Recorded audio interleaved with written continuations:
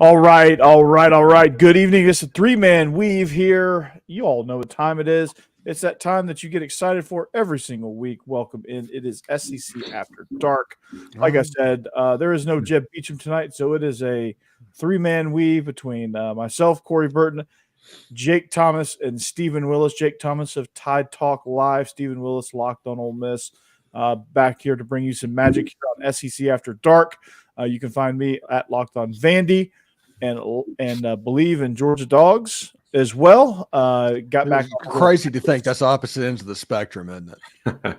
Yeah, that's what I do. I book in the SEC and I let everybody else deal with the middle. So Corey's running that no middle defense. Yeah, I'm the extreme man. I'm extreme. I go from the worst. I go from the best to the worst. Sometimes in one night. It's kind of hard to flip your mind around, to be honest with you. I did. It was funny. Like I did a show about Mark Byington being. Well, actually, no. I did a Georgia show on Monday night. I did it live for it to go live on Tuesday, and so one of my best shows of like the last like 6 weeks was the show that actually 4 hours into it being published was not factually correct. Oh, it got almost 400 views. Yeah, that happens. Yeah. It was not factually correct because Vandy actually made a hire.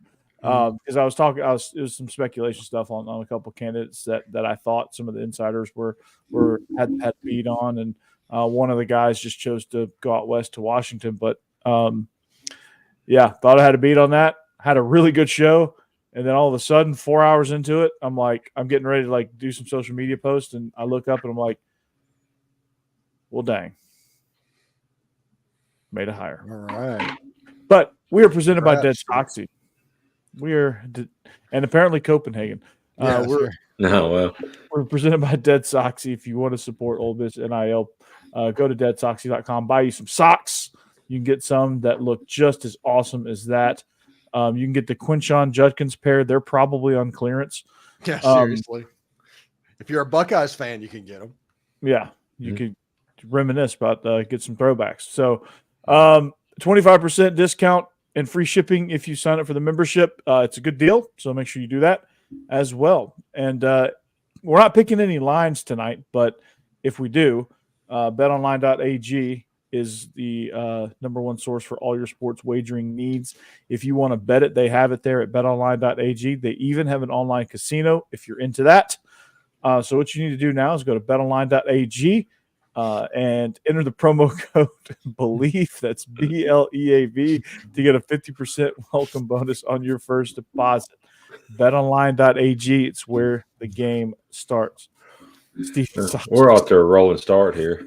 Weagle, baby. Auburn coming in hot. All right, man. There you go. That's pretty cool right there. They want to walk to Nolan sign football. Mm-hmm. There you go. That's cool. That's pretty awesome, Nathan. Mm-hmm. Nathan, if you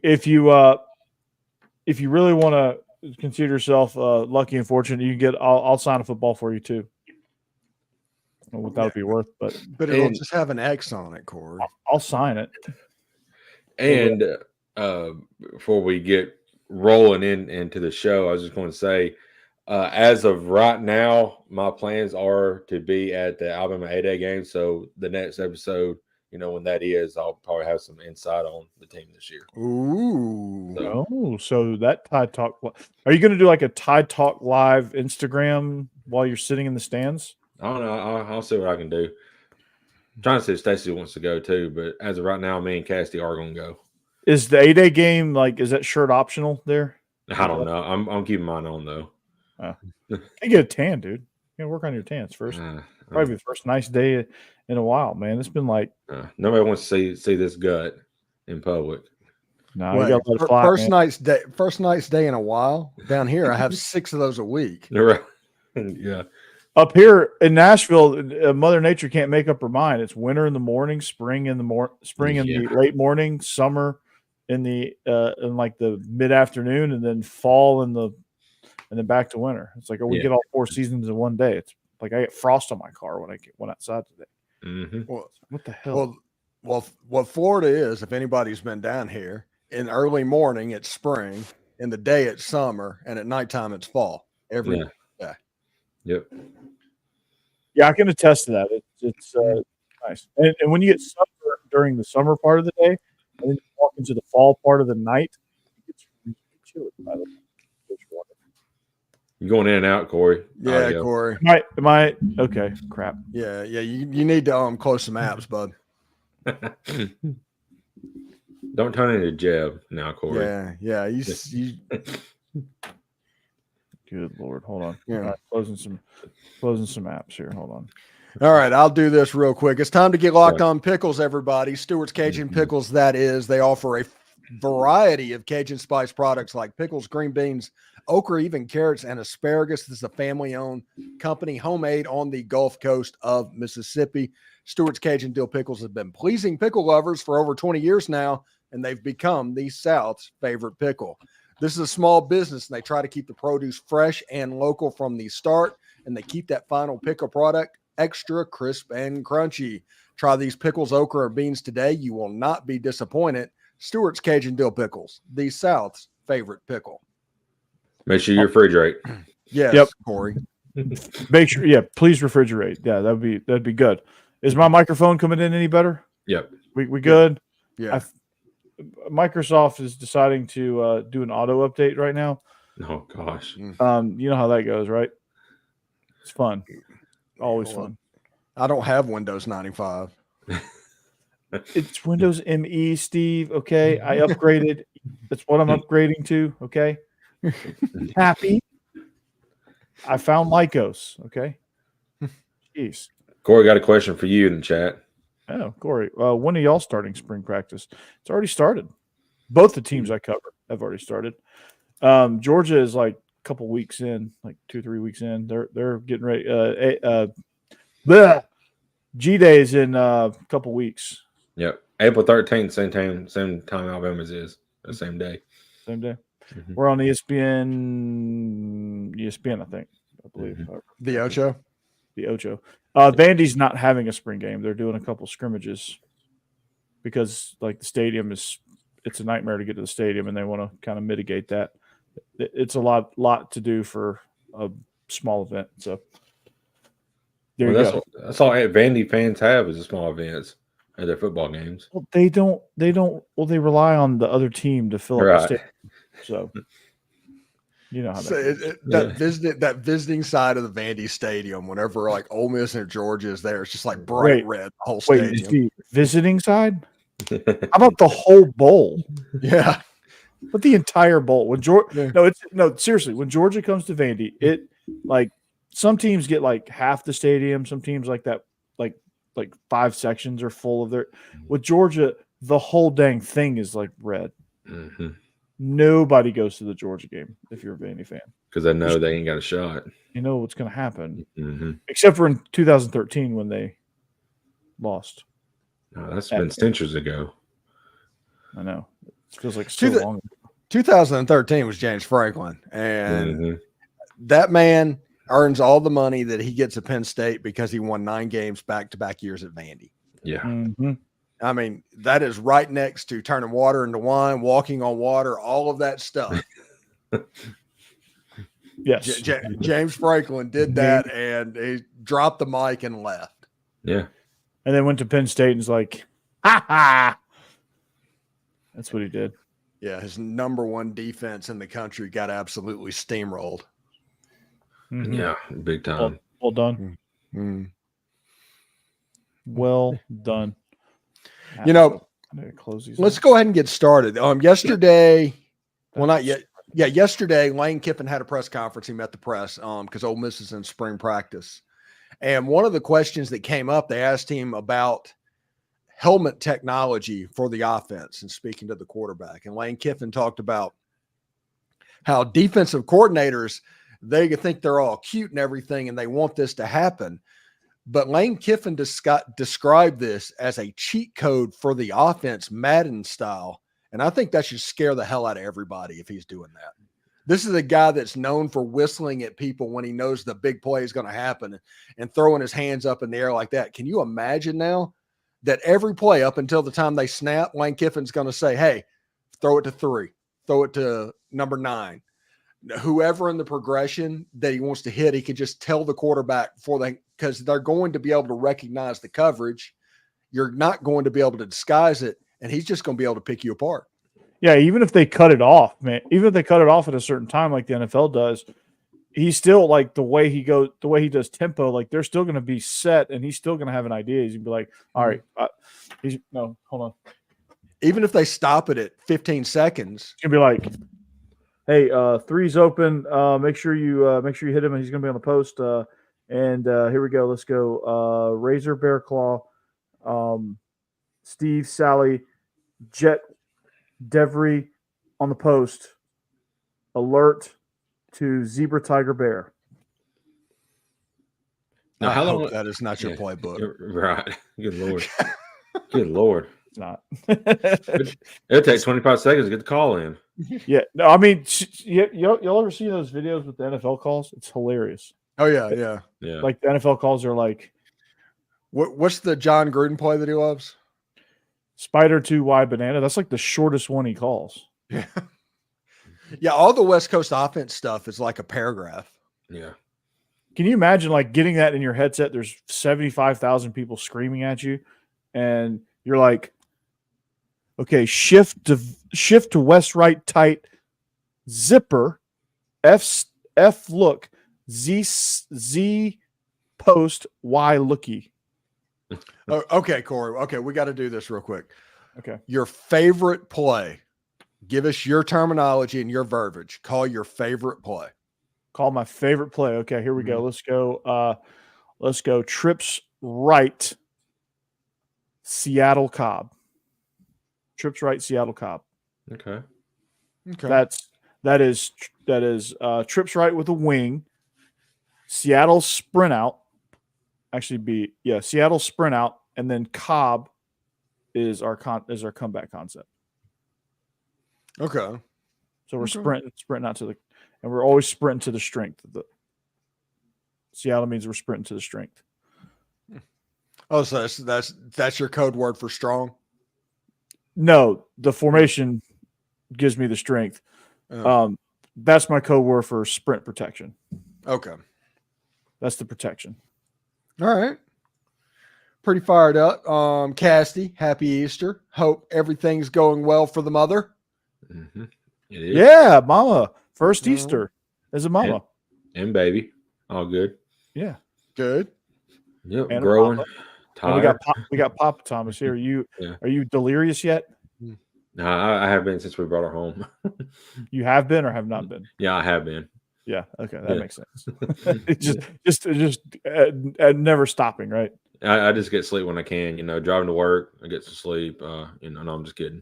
I don't sleep going to work, but I sleep on the interstate. I wake up because I run into the little parking thing. Oh gosh, hang on. No, there's been times where I'm like driving and I'm like awake, but I'm asleep. Mm-hmm. Does that make sense? That feels safe. Yeah. Yeah, I don't know. I'm not sure how I made it. I'm not sure how I'm still sitting here, to be honest with you, in those moments. Like one time I woke up and I was going like, one time I kind of snapped to and I was going 110 miles an hour. I was like, ooh, better slow down. Good gosh. God, Corey. Yeah, y'all are doing that. Like me and Jeb this Friday, we're doing a little blow off steam episode. Jeb did an episode? No. We're going to Tampa. There you go. And just so everybody knows, Tampa is the capital of daddy issues east of the Mississippi. Steve's about to do it. It's research, right? Huh. No, it's not research. No, I'm not researching anything. I'm being a good brother-in-law. Jeb's going to do research, though. Jeb's going to be researching his ass off. Yes, he's going to be the best damn researcher ever.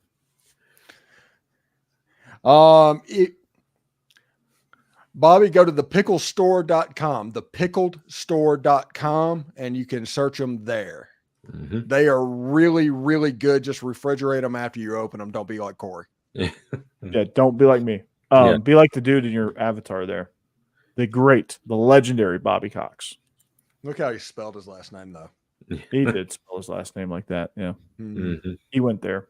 I like that.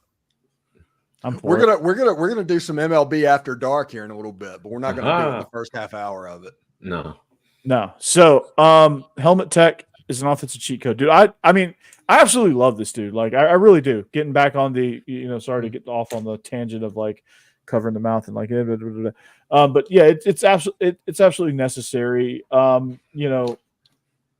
Especially for the team, especially for the teams that can afford it. Like I think when you play your FCS game, I don't know how you do that because like I don't know that Austin Peay can afford helmet technology unless somebody's going to provide that for them. But they're getting a paycheck anyway. I don't care if they can use it or not. And in fact, if they only used it for the one game, they're probably not going to get the benefit of it anyway. They're getting their paycheck. It's called a rent-a-win for a reason. Yeah. So it's not a situation where if you use helmet technology, you should be allowed to use it the whole time.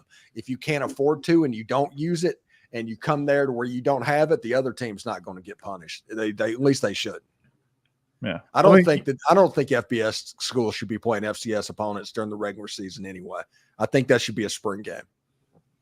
I would like to see that. Yeah, that would be cool. Mm-hmm. That would be a good fundraiser there. But so it's going to be, it's long overdue. I think you get rid of some of this sign stealing garbage, even though sign stealing during the game, let me preface by saying during the game is gamesmanship.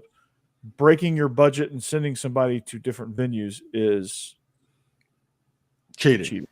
Cheating, period. That's straight cheating. There's no way to get around that. That's straight up cheating, right? If you do it during the game, it's part of the game. Right. That just means they have weak signals. Yeah, it just means something better.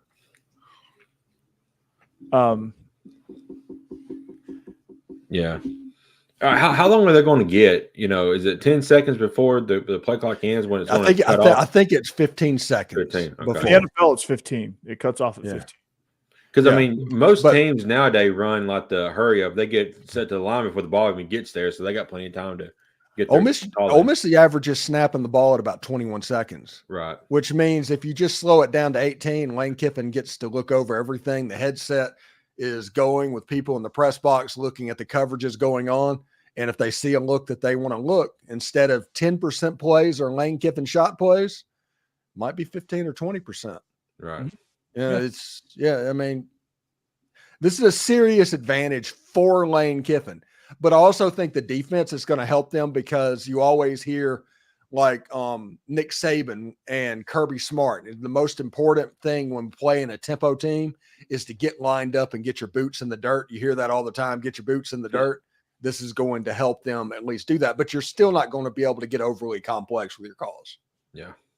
You never will against tempo. That's like the number one reason why people do that. Because if you're even the advantage teams do it and it gives them a major advantage, but like that's why a lot of these disadvantaged teams do that kind of thing. Like if you're in a talent deficiency versus a defense versus certain defense, like hell, it's perfect because you can just wear them out. Yeah. So pretty fired up. Oh, did y'all hear what Princely Mommy Ellen said? He said that basically Florida was just like, yeah, we're not going to coach you. Just go do your thing. Yeah. And he talked about how, because Lou Spano, by the way, a lot of middle school stuff. Lou Spano is at Ole Miss, who was a former UConn coach, former UCLA defensive coordinator.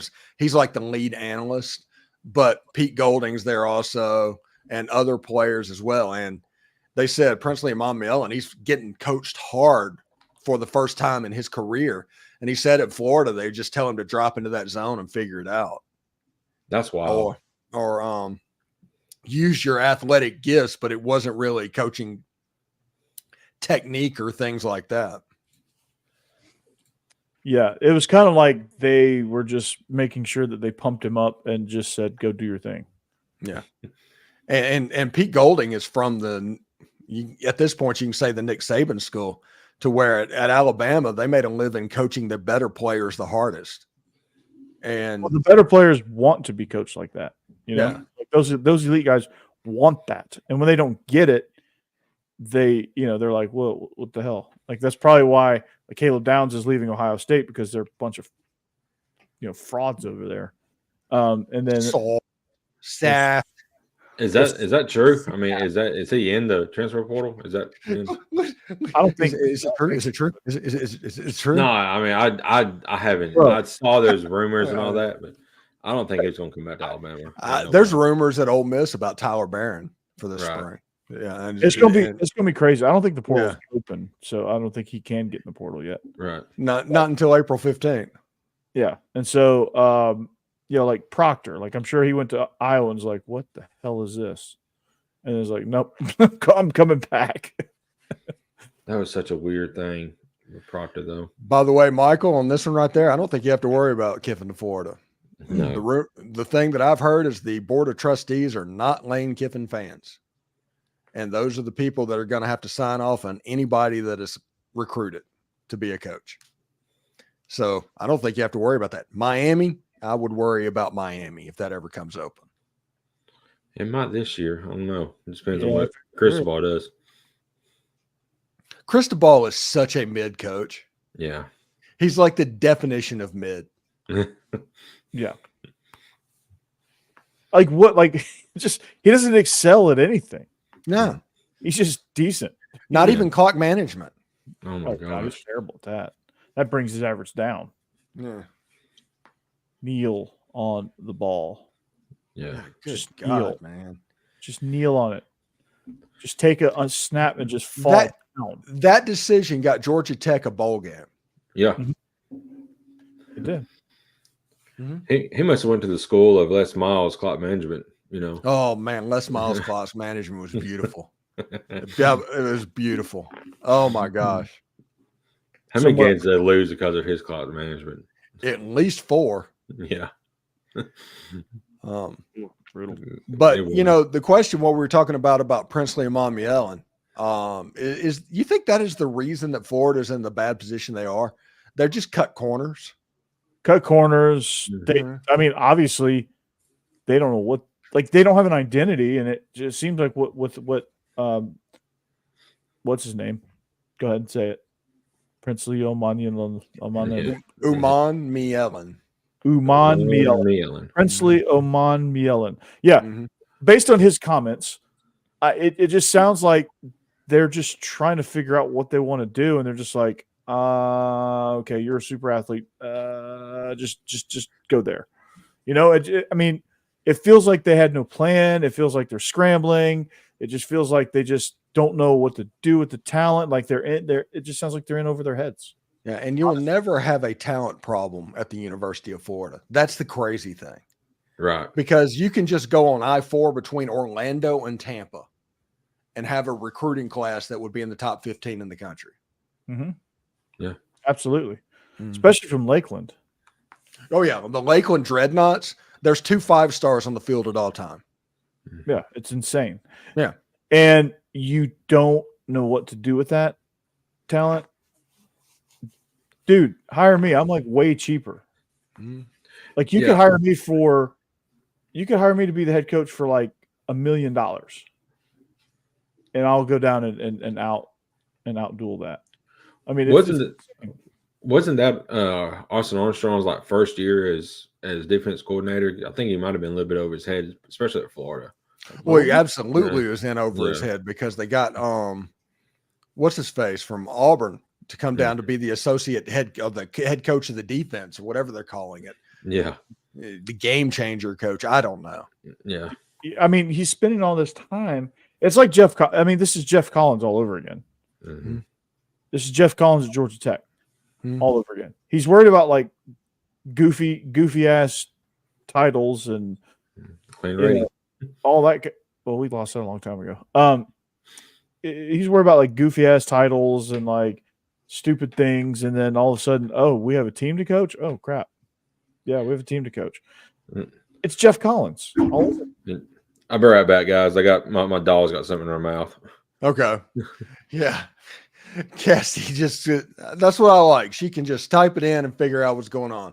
We got it. Take some time. We got you. Do your thing. All right. 2. And then there were 2. So I just don't understand. Like what you do, like why you're like, okay, we have all this stuff and we need to like put it all together. But like, it's like they have this giant, when you get those giant like puzzles and they're like, the pieces are like this big, and it's like 2,000 pieces. And you're looking at it just like, yeah, I got nothing. There's all these cool pieces here, but I got nothing. But this mug is cool, right? Like you start like drawing attention to other things around you, except like to procrastinate you from the puzzle and to procrastinate you from everyone knowing that you don't know what the hell you're doing. That's what it feels like. Yeah. It's a hell of an analogy too. And this is all that everybody needs to know about G5 Billy, Sunbelt Billy. They decided to wear an all-black uniform with color scheme that is one of the best in the entire country. Too much. Florida has some of the best uniforms in the entire country, and they decided to go all black with that. Right. Yeah, and say excellence on the back. Yeah, what is that? Like, why? Yeah. Like, you're Florida. Yeah, like you act like it. You're Florida. It's just like Luke Fickell. He wore some crap on the back of his shirt. And I'm like, dude, you're at Wisconsin. Like, you don't need to do that. Like, you're not at Cincinnati. You just it's stupid. Like, I couldn't imagine. Like it'd be like if Kalen DeBoer comes in and like wears all black uniforms at Bama and puts like commitment on the back, like that would be stupid. Yeah. Because Bama doesn't need to do that, right? Man, when Nick Saban tried to put houndstooth collars on uniform, or was that Mike Shula? When he tried to do that, everybody raised heck about that. If Kalen DeBoer decided to do an all-black uniform, the tiki torches would come out. Yeah. Mm-hmm. I mean, it's unnecessary. Like what? Like you don't need to mess with that. It's you have Alabama has some of the most iconic uniforms in all of college football. Florida has some of the most iconic uniforms with the script gators on their helmet. The combo, like the script gator orange helmet with the blue jersey, white pants, is like their most iconic look. Okay, Alabama fans, if you're watching this, listen to me right now. I'm about to be real with you, and I'm about to tell you something that you need to hear. You have some of the best uniforms in college football, without doubt, but there is a way you can add to it and add to your university brand, and that is a white helmet. Yeah, we've been wanting white helmets forever. Yeah, that is in the history. That is not something that you're going around, but you can do the stormtrooper look with the white helmets, and it would absolutely be iconic. Yep. And you would get to hold all of the tradition stuff that you so much want to hold. I'm just telling you, white helmet, numbers on the side, crimson. You thank me later. That would be sick. That would be sick. I wish they'd do it. Kalen DeBoer might do it. He might do it. But like when Georgia wears the black jersey, just wear the black jersey. Don't make any like fuss about it. Just wear the black jersey because it's in your color scheme. Mm-hmm. It's like one of your primary colors. Just wear the black jersey. It'd be like it's like Ole Miss like wearing powder blue or navy blue. Like just wear it. Yeah. Yeah. Like, see, way back in the day, Ole Miss was the first team in the SEC that even before Oregon did their thing, Ole Miss had theirs, because Ole Miss has had red and blue jerseys that they had during the same year all the way back into the 50s. That was their thing. So our tradition is being non-tradition, like the powder blue jerseys and all that. It fits with Ole Miss. Mm-hmm. Georgia would have trouble doing something like if Georgia came out in a stormtrooper with the white helmet and white pants. Now you're speaking my language. If they did that, but the fans would riot on that one because the silver britches got taken away. The fans would also riot because the last time we tried something like that, we looked like Power Rangers and we got our ass kicked. Man, Scott Cochran whenever Georgia wore the black jerseys out there for Alabama, and somebody asked him why Georgia was wearing black, and he said they're going to a funeral, and it's like, oh my gosh, just drop. And then they're like 35-0 at halftime, Alabama. Good God, that was iconic. I was sitting with recruits. I was sitting with some recruits. I was like, oh, yeah, that was amazing. Guess we're not wearing these jerseys anytime soon. And it looked great.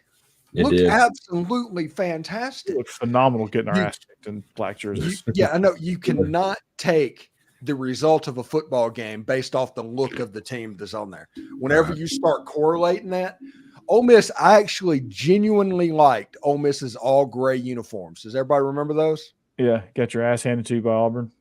Yeah, we played Auburn with Cam Newton and Nick Saban's Alabama twice and played Georgia. And everybody's like, well, we don't win in those games. It's like, no shit. It's like, come on. But here's the thing. We're not lining up against ULM in those jerseys. Yeah. Here's the thing about the black jerseys that night. Like when we played Auburn, they were genuinely surprised because the black jerseys were never a thing. They were genuinely surprised. They were juiced up anyway. It was a rivalry game with Auburn. They beat the shit out of them. Hawaii didn't. We could have wore pink jerseys. It didn't matter. The Alabama game was like there was all sorts of Alabama team went undefeated. That was a good Alabama team. It was, but like for us to get our ass handed to us that way, there was a lot of like distraction that week about the jerseys, and there was a lot like they made a big deal about it. And I think that took a lot of some of the focus away. I don't know that we would have won had we not made a big deal about the jerseys, but I don't know that we get curb stomped because that gave some fuel to Alabama's fire. Oh, also the 2020 road uniforms with the red pants. That was a throwback to the 80 team, right? Yeah, that was a 40th anniversary 1980 jersey. Uniform. Yeah, that was fantastic too. But that's just a way that Georgia could expand everything, be completely traditional, but still look fantastic. They could wear those pants and be traditional. They've worn white before. This is white's not non-traditional. They've worn white before. White pants, I should say. Well, some people could argue their silver pants is practically white anyway. They're gray. They're not even silver anymore. Like, who cares? I mean, it's a good look, but like they're not really like silver anymore. Nike doesn't really make that material anymore. If they did, they would have to go backwards in technology, which they're not doing that. Ole Miss spent probably 10 years getting the color gray right. Because for the longest time, like when Eli was there, it was silver. And then after that, like 2008 was the first time the gray pants started to look right again. Yeah, because Nike did the silver that silver look for everything. They didn't do and all it is, and it's actually gray, but whenever the light hits it, and it just can't help it, the light hits it. That's made out of that reflective material, so it looks brighter than it actually is. Yeah, exactly. But yeah, it's the last of the silver britches. The silver britches died for Georgia in 2005 because they just turned into gray, non-reflective. Purple shirts, yellow britches. Go to hell, you sons of bitches. Wait, what? Wait, huh? Steve is rocking out in some. He listened to one of those Ole Miss CDs where it's like all the cheers, that you study before on your way to the tailgate. Well, no, you can't do that one because LSU hadn't won purple shirts against Ole Miss since like the 80s. I probably showed my age there. Oh wow. Yeah. The 1880s?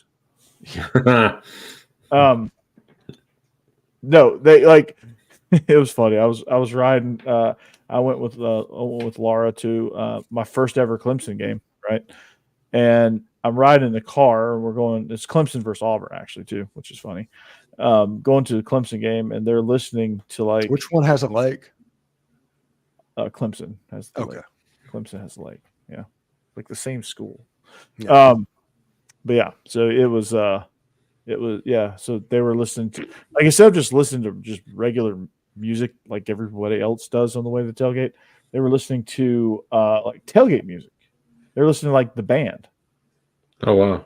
They were going through like the band's greatest hits. Oh my gosh. That's Tigers. And like I heard Tiger Rag so many times. Oh my gosh. I'm sorry. It's a cool experience though, because like you get to not that, but it, like Clemson was a cool experience. You get to leave during halftime and come back, by the way, if you do that. After the game, you apparently get to go on the field. Yeah, that too. Cassie, you do that in the SEC, they call the National Guard. You get hosed, literally. I never forget the year when Georgia wore that silver that was playing. They look like Power Rangers because they had like they had the silver helmet with the red accent on the face mask. Like the helmet would have looked sharp had they not had this stupid like red stuff on the face mask. And the jerseys just, I don't know. Like I don't like red on red. I just don't like red on red. No, you're in danger of like Tennessee when they go all orange. The traffic cone.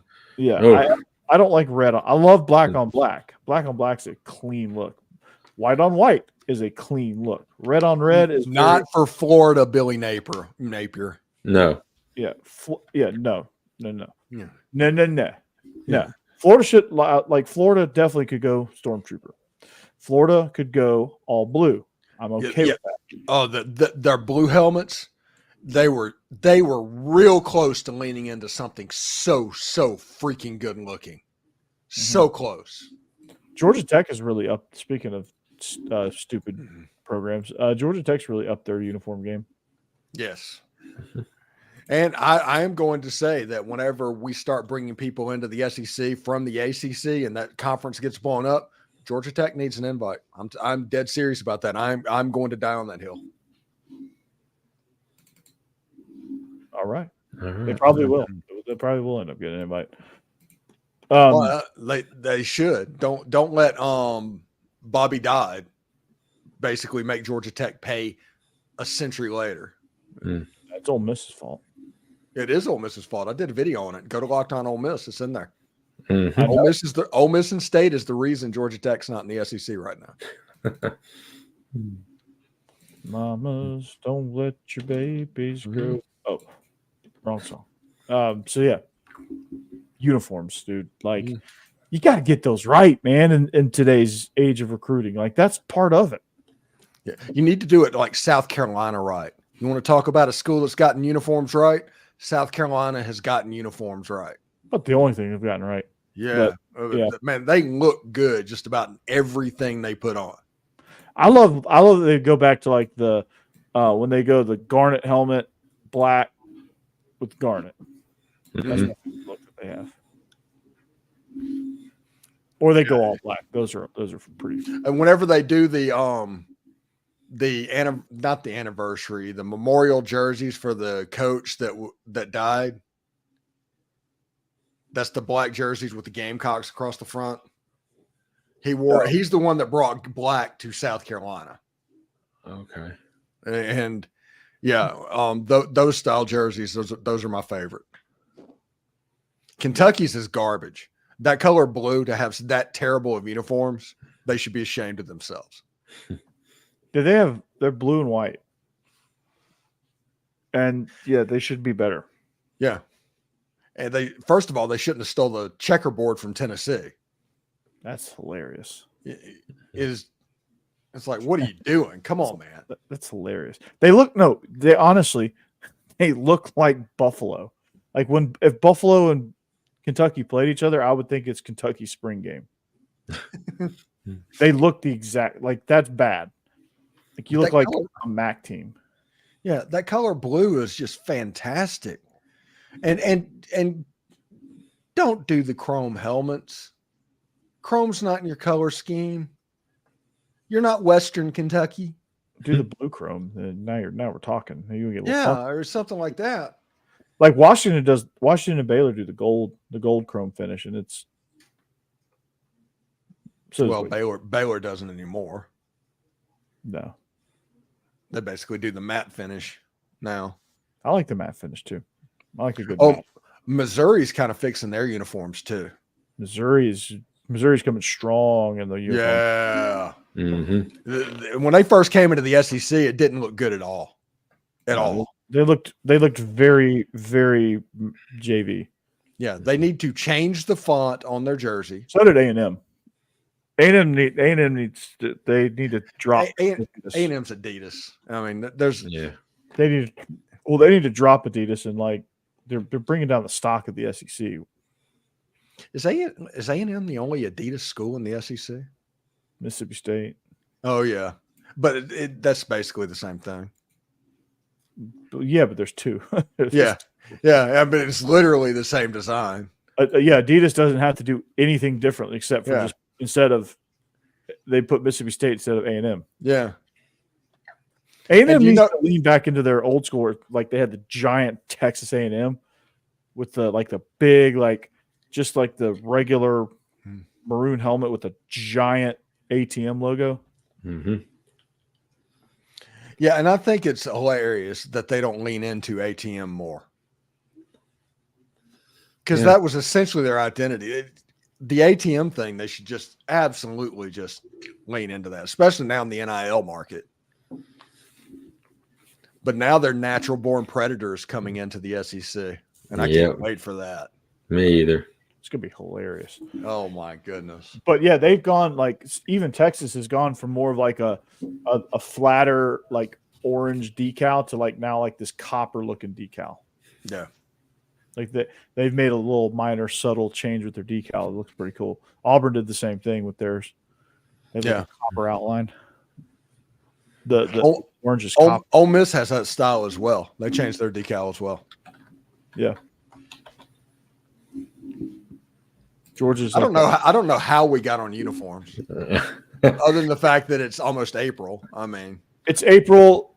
It relates to NIL because uniforms are important in recruiting. Let's be honest about that. Uniforms are important, and kids, that factors in. Whether you think it's ridiculous or not, it's a thing. Mm-hmm. It's why they do all those photo shoots. Which now they can't do them at that level. I don't know this pose. You know how they do. I don't know that pose. I don't understand or this. What's this. Yeah, I don't know. They do that too. I am too old. Players do that. I am just past playing with a hoop and a stick. You are. I teach high school, and I don't know this one. I think that feels dirty. It's like a dirty. I'm not gonna say it. Somebody's gonna clip that. But you know what I mean. You know where I'm going. But I think it is. But no one's ever been able to explain it. I've actually. I was probably gonna regret it. I regretted my decision, and luckily I lucked out and didn't get a solid answer. But I asked some of our kids, I'm like, what does this mean? And they couldn't tell me.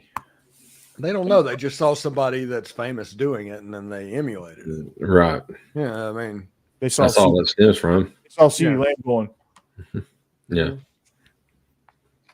I mean, Cam did the dab, and then he started seeing a bunch of kids doing the dab, and CeeDee Lamb looks like a mannequin. Mm-hmm. I can see it. Best receiver in the NFL now. He's just on a trash team. Mm-hmm. Garbage. Mm-hmm. That's about to enter the Trey Lance era, by the way, in case you're wondering. Yes. Just in case we're all on the same page here. Oh man. Make sure we're yes. What about your boy Mac Jones getting traded to the Jaguars? That might be the worst spot for him to get traded to because he's never going to start. Well, but the flip side of that is unless Sunshine he's home.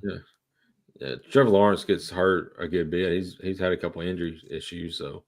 Yeah. But I don't think he got a fair. He didn't get a fair shot. I don't think it. New England was garbage. Yeah. Well, I mean the first year he had a real offense coordinator. his rookie season. He had a pretty good rookie season. He had a real defensive coordinator the second year. Right. And then they brought in Bill Bryan. Falling off its place. Yeah. Then they brought in Bill Bryan. There's no O in his name because he don't have no O. So yeah. Yeah, and isn't he the coach of like Boston College now? He just took the head coach at Boston College, Bill Bryan. Yeah. Well, that was desperate. Jeez. Yeah. They probably win 3 games this year. How about Ohio State? They hire Bill Bryan, and everybody's snickering and just waiting for it to happen. He ends up taking a head job, and they end up with Chip Kelly. How blessed is that? Yeah, they dodged a major bullet there. My they got goodness. really lucky because I was about to be like, okay, Ryan Day, sure, go for it. Like, what are you doing? That's nuts. Yeah. If Ryan Day don't win this year, then he may be fired, and Chip Kelly may get that job. I think Chip Kelly's thinking that. Yeah. And then how about Vrabel? Mike Vrabel goes to Wisconsin for a hot second, and then goes to the Browns. Mm-hmm. He's like, screw this college crap. Right. Well, they're about to change the rules in college. Yep. Wait, they're about to make it to where you just assign 11 recruiters, and it doesn't have to be the on-field coaches. Interesting. Oh, yeah, it's going to be the scouting department, like an NFL office. Yeah. Exactly. So, like that. I've been talking about that for a while, like about structuring staffs like that. But the amazing thing is for this is every coaching staff in existence the last couple of years, even longer than that, has had 2 or 3 just pure recruiters on their coaching staff. Right. Even though they weren't the strongest the strongest assistant coaches in the world. But those now guys be recruiters. Yeah. Now you can take guys that are essentially analysts that are really strong football people, that are really strong coaches that might not be the best recruiter in the world, put those guys on the field, and you can put your recruiters in that scouting department and let them turn them loose. Mm-hmm. Yeah, that's a huge win. That's a really good thing. That's a big, especially now in this age, whenever high school recruiting, don't let anybody tell you that high school recruiting matters, because it does not anymore currently, because they can transfer 4 times after they get recruited out of high school. That's got to get changed. Yeah. So the scouting departments are probably the most important departments on the football program at the moment. Mm-hmm. Same with the NFL. Mm-hmm. It's like the NFL model. I mean, we knew that was going to happen. It's minor. It's NFL light. Hey, the person who brought it in was like Nick Saban. Yeah. Mm-hmm. Yep. Mm-hmm. And speaking of NFL, I seen on X a couple people talking about it. I never saw any kind of like update or anything about it, but yeah, whatever. X, Twitter, yeah, yeah. But is the NFL getting rid of kickoffs or something? No, they're going to the XFL kickoff. Okay, I got you. Which there's actually going to be more kickoff returns. Okay. I like it. Yeah, it just won't be what it was. It's just different. I like it. It's fun. They're doing away with onside kicks probably. Okay. Which honestly, they took one of the most exciting plays in all of football and they'd completely dumbed them down to they were effective about 1% of the time. So yeah, whatever. Yeah. I mean, it was dead. Like I really loved that the XFL did if you want to do an onside kick, you go for like 4th and 15. Yeah. And if you got it, you got to keep the ball. And if you didn't, they got the ball wherever. Mm-hmm. I thought that was cool. Mm-hmm. That first game's in a couple of days, March 30th, ain't it? That's XFL. Yeah. Is Matt Corral starting? I don't know. I haven't. Should be. Yeah, the quarterback room for the Birmingham Stallions is freaking ridiculous. It is ridiculous. Is that going to be your team now? Well, it almost has to be, because me being a lifelong Tampa Bay Bandits fan, that's not an option for me. And I'm not going to root for the Memphis Showboats because screw those guys. There is no New Orleans Breakers, so I can't do the New Orleans thing. So it's almost Birmingham by default.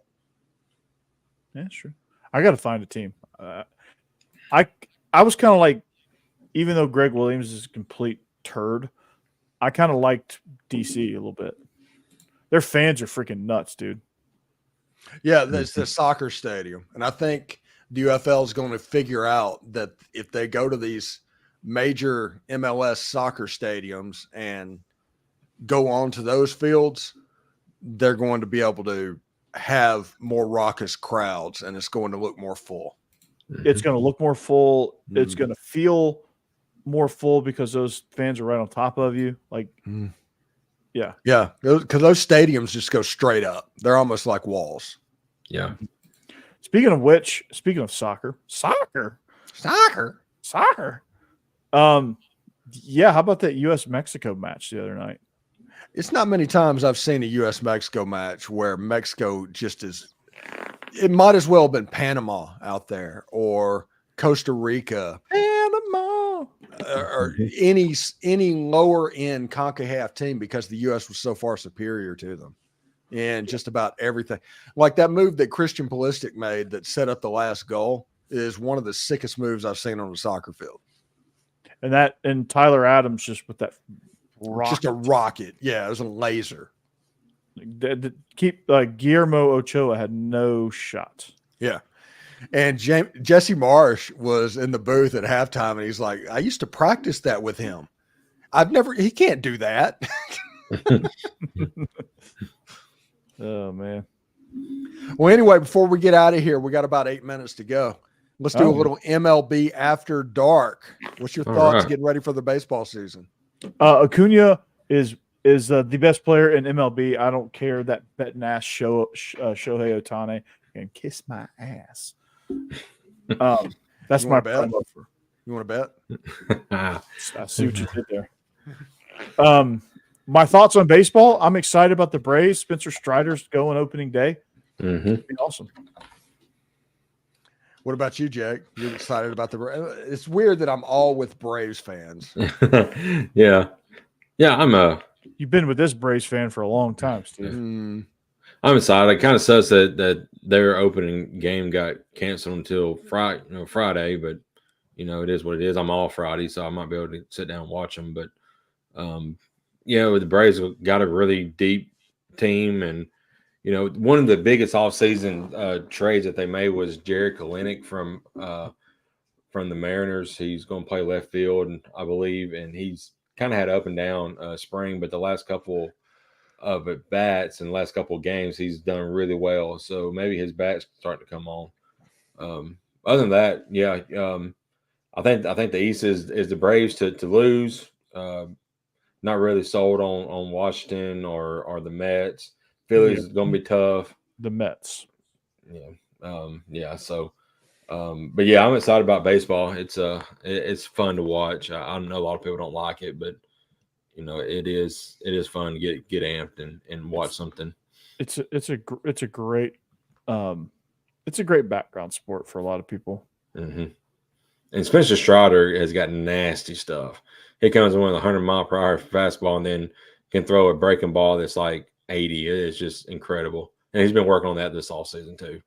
Yeah. But by the end of this season, Jackson Jobe will be in the major leagues. 103-mile-an-hour fastball, 80-mile-an-hour changeup. Yep.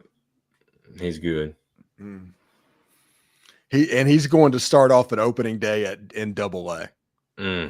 Thoughts and prayers. Yeah. Yeah. Ooh. We wear caps and sleeves here. Sure not much of a dresser. Show this kid some control. He's going to kill somebody. Steve, how do you think Detroit's going to fare this year? You think they can get to 500 at least? I think they can. I think they have the team to where they could probably win the Central. Mm-hmm. Now, they're such a young team. I have doubts, but like Casey Mize, his fastball is back up to like 98 miles an hour. And then they get Jack Flaherty, and all of a sudden they got his fastball up in the upper 90s. I saw that. And all of these, you have like Matt Manning, who was in the rotation all of last year.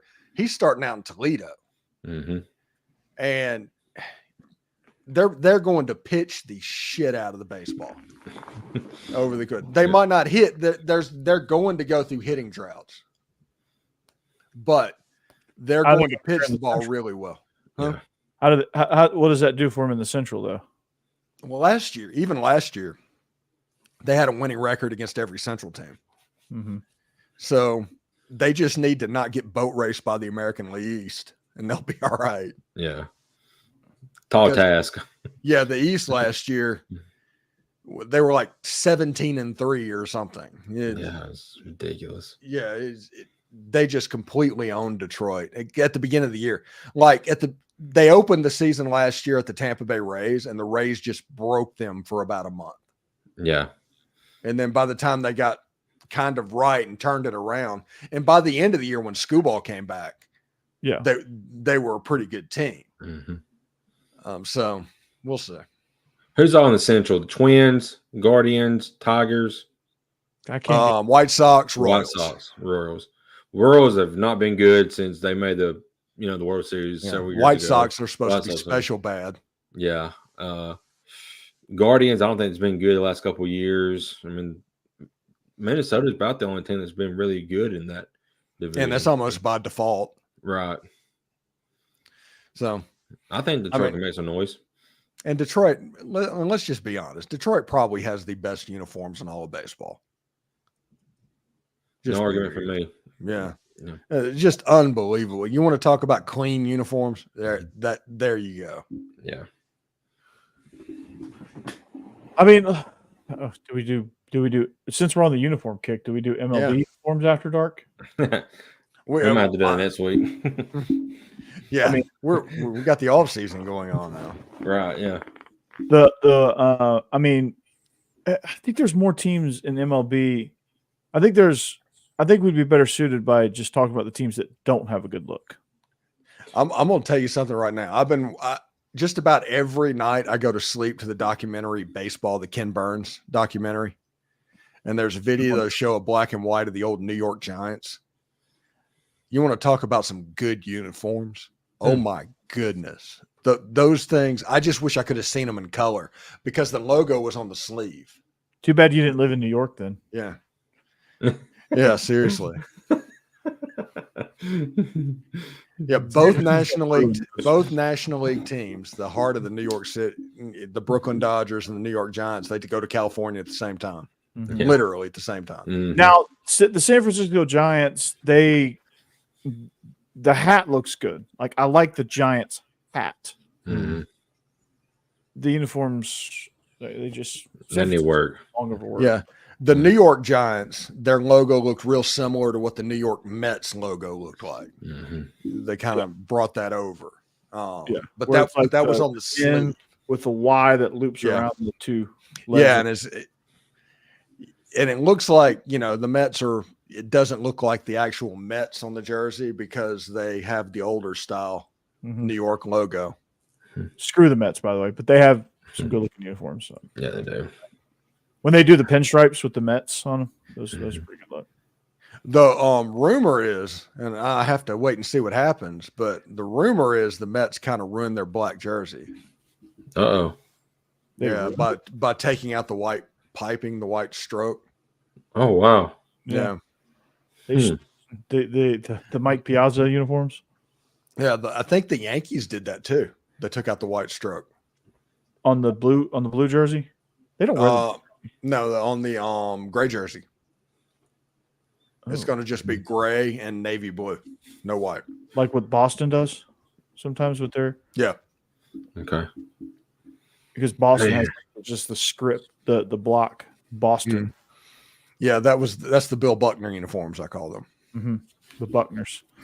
Yeah. So that's lame. I'm with you, Corey. I can't stand the Mets, but I loved back in the day watching Mike Piazza play. I mean, he was him. Really good. I love how they hated Chipper Jones. Well, yeah, he had a home run every time they played the game in when Tom Shea Stadium. Mets, I know why he did, but I can't do that one. I loved beating the Mets. Like everyone's like, oh, I hate the Yankees. I don't hate the Yankees. I don't either. That's my second favorite team. That's the New York team I hate. I don't hate. I don't like the Yankees. But I don't hate them. I'm just kind of indifferent about the Yankees. I just kind of just roll my eyes occasionally at the Yankees because I'm like, spending more money. Before we leave, Steve. Better? I don't know. I don't know. I think that he probably deserves a shot, but we'll find out. I don't think Kentucky hits the ball particularly well, and putting a sinker ball in on Friday, there's probably a good chance that Riley Maddox is going to win the game Friday night. Riley? Do you know Pat Kelsey got the Louisville job, by the way? Yeah. Oh, wow. Yeah, the sharpshooter from College Charleston is probably heading up there. Mm-hmm. To play in the KFC Yum Center or whatever it's called. Yeah. Wow. Yeah. They've come a long way from Freedom Hall. Yeah. And I know we didn't talk basketball tonight, but I was so happy to see Auburn lose to a bunch of nerds. Oh my goodness. It was that. I love it when I call stuff correctly. Right. And when Auburn came back and beat Ole Miss, ended up winning the game by like 20 points. I was like, Auburn's good. Mm-hmm. They're not going to go far in the tournament. Right. And Because they don't play like, Neville. oh, yeah. If the tournament was in Neville Arena, they'd have a chance to win the dang thing. Mm-hmm. But the tournament's not played there. Yeah. And oh my goodness. Them having a player get ejected in the first 5 minutes of the game Mm-hmm. and then blaming on that after a full year talking about how deep Auburn was, then all of a sudden that was an excuse that one player got ejected. Yeah. And it's And Corey, real quick, it looks like Georgia's going to win the NIT tournament. They're looking really good now. Dude, trophies, man. I don't care if it's NIT. Georgia hasn't had a trophy in a long time. Hey, wait. Are they going to play Larry Blurred? Oh my God, that'd be insane. That'd be fun. That would be fun. I'm about to watch that game. Corey, 2 minutes. Nah. Is it that time? 2 minutes. 2 minutes. Okay, here we go. That time. Here we go. Starting right now. Thank you for listening to. Thank you for watching. Thank you for listening. All 162 of you. Deepest thank you. We are SEC After Dark again, presented by DeadSoxy and Stewart's Cajun Dill Pickles. You can catch Jake Thomas, the man to my left, your right, on Tide Talk Live. You can catch my man Stephen Willis on Locked On Ole Miss. He is, I think he does like 4 shows a day, something like that. And you can catch me as frequently as you can catch him, but I'm like doing different things. So I'm like the ADHD version of Speed. Because I book in the SEC. I do the best and the worst. Bleav In Georgia Dawgs with Israel Troop, and occasionally solo when we can't mesh up our schedules and I need to get out of show. And Locked On Vandy as well. And then during the season, I'll do Illegal Motion. And then we all come together, join forces here every Wednesday night for SEC After Dark. So be a friend, tell a friend, spread the word. Like us, subscribe to us on YouTube. Find us all on social media at Jake Thomas TTS, at Coach Burton 36, at the Stephen Willis. And you can find us anywhere you get your podcast, most notably YouTube, and catch us. And Jeb is just a dude. Jeb is just a dude. Mm-hmm. We're waiting on episode number 1 for him. Then I can start talking about his podcast, but it's eventually it's going to happen. Eventually. Just like eventually I'm going to sign off. So we are SEC After Dark, presented by DeadSoxy and Stewart's Cajun Dill Pickles and betonline.ag. We thank you for watching. Hope you have a great rest of your week and weekend. We'll see you back here next week. We'll talk some Sweet 16, probably some more uniforms and whatever else is on our mind. Peace. Go Dogs. Anchor down. Hotty toddy. Roll Tide.